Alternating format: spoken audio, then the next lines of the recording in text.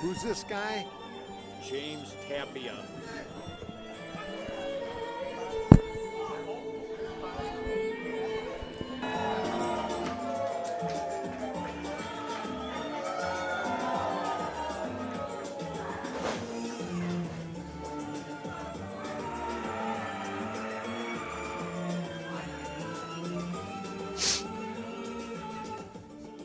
Introducing first, standing to my right, weighing in today at 185 pounds. He hails from Queens, New York. Ladies and gentlemen, James Tapia!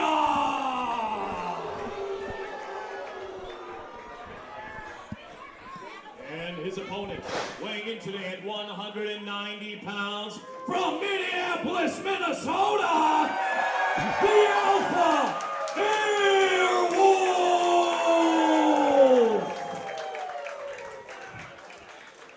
All right, ladies and gentlemen, welcome aboard. Another great crowd here tonight at the Bloomington Event Center. Mick Hirsch along with Ken Resnick to call the action for Steel Domain Wrestling and Prime Time. What a card. What a way to kick things off, Ken. James Tapia, a graduate, of course, of the Ken Anderson, the Pro Wrestling Academy, taking on another member of that academy, and what a phenomenal talent this man is. I'm talking about Airwolf. Well, you know, I'm a little confused looking at Tapia. Now, he's got an 03 on the back of his shirt. I mean, why is he excited about being number 3? Well, I'm not sure. I mean, Avis was excited about being 2, but 3, I don't get. Perhaps it's a little homage to Harmon Killebrew. That could be. Unless it's IQ. I'm not really sure, Ken. But nonetheless, I tell you what, Airwolf has such a following that has developed here in the state of Minnesota, the upper Midwest, over the past year. And just about, you watch this guy for 5 minutes in the ring, and you can see why. He will show you more moves in 5 minutes than a lot of pros will in 5 years. You know, one of the great things about watching both Airwolf and Tapia, in all seriousness, the young talent we see in the ring bodes so well for the kind of talent that Ed Hellier brings to Steel Domain and for pro wrestling in general. Well, no question about it. You know, pro wrestling itself, as you and I have talked about many times. Oh, nice move on the part of Tapia. Watch this now. Human chest. Look at Airwolf. Oh, God.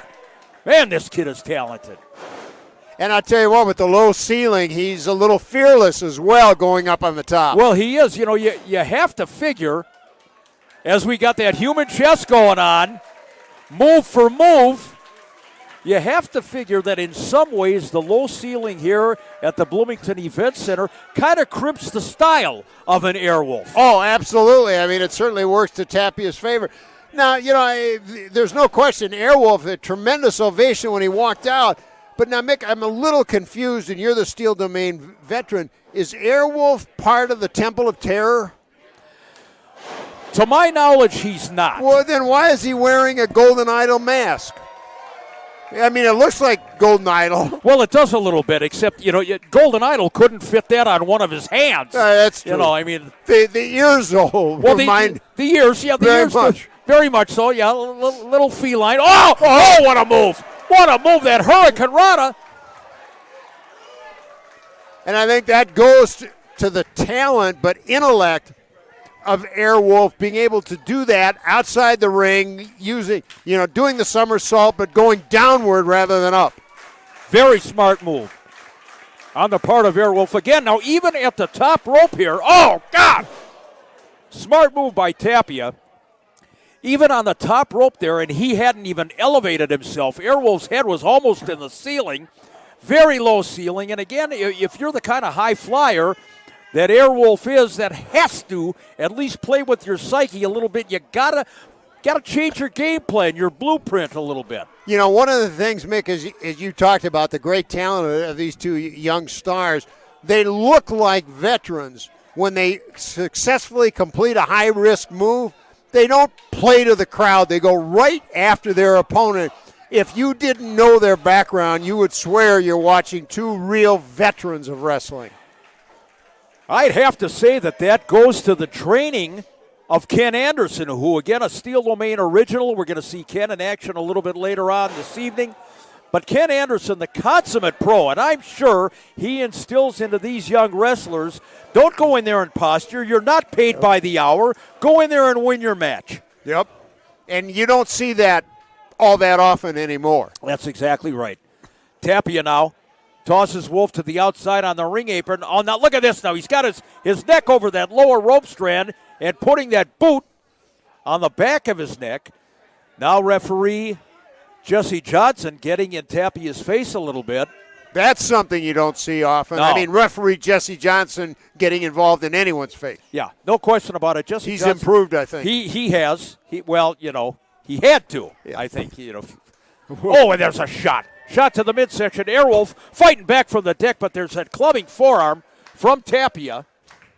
One of the things you've got to give Tapia a lot of credit, especially what you don't ordinarily see from a youngster or more of a rookie, when you're working with someone that's wearing a mask. So many times they get intent on trying to rip the mask off. He's ignoring it and just dealing with his opponent. Smart move. Very smart.